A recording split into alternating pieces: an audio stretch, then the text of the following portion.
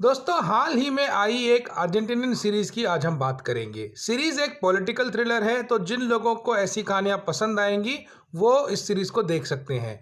इसमें अर्जेंटीना के एक प्रोविंस के बारे में दिखाया गया है, जहां का जो टॉप बॉस है, वहां का गवर्नर, वो एक कंट्रोवर्शियल क्लाइमेट बिल पास करने वाला है। और बिल पास होने वाला है मंडे को, और उसके पहले का जो फ्राइडे है उस दिन उसकी बेटी अगवा हो जाती है।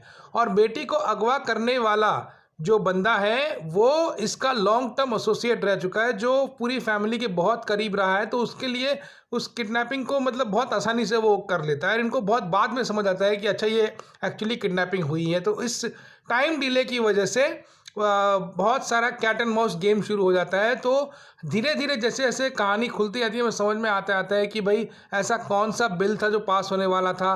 क्या जिसने अगवा किया वो नहीं चाहता कि ये बिल पास ना हो, और अगर वो नहीं चाहता, क्यों नहीं चाहता कि ये बिल पास हो। और उसने बेटी को अगवा किया है, वो बेटी इसको अच्छे से पहचानती है, जानती है। तो उसका उन दोनों का रिश्ता आगे चल के क्या होगा, ये इन सब चीज़ों को ये सीरीज़ एक्सप्लोर करती है। अब सीरीज़ की खास बात ये है कि एक तो पॉलिटिकल थ्रिलर होने की वजह से वो वैसे ही इंटरेस्टिंग बन जाती है।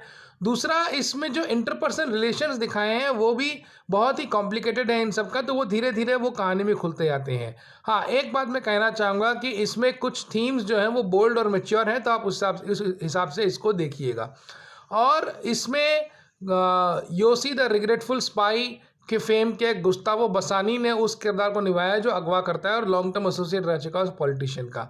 इसकी सबसे खास बात यह है कि इसमें जो पावर स्ट्रक्चर दिखाया गया है कि भाई असली पावर किसके पास होता है, वो बहुत ही रियलिस्टिक है और अक्सर आपको कहानियों में ये देखने को नहीं मिलता। और उस चीज़ को ये सीरीज़ ऑडेशियसली कहती है। सीरीज़ में सिर्फ 3 ही एपिसोड हैं। मुझे लगता है कि शायद ये एक फिल्म की तरह बनी थी, जिसको बाद में सीरीज़ में कन्वर्ट किया गया किसी कारण से। ऐसा अभय देओल की सीरीज़ JL50 के साथ भी हुआ था, सोनी लिव पे आई थी, वो भी बनी फिल्म की तरह थी। उसको फिर 4 एपिसोड में काट दिया गया था।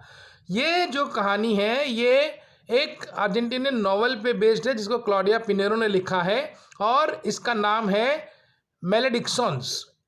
ये नेटफ्लिक्स पे अवेलेबल है, मैलेडिक्शंस ऑन नेटफ्लिक्स।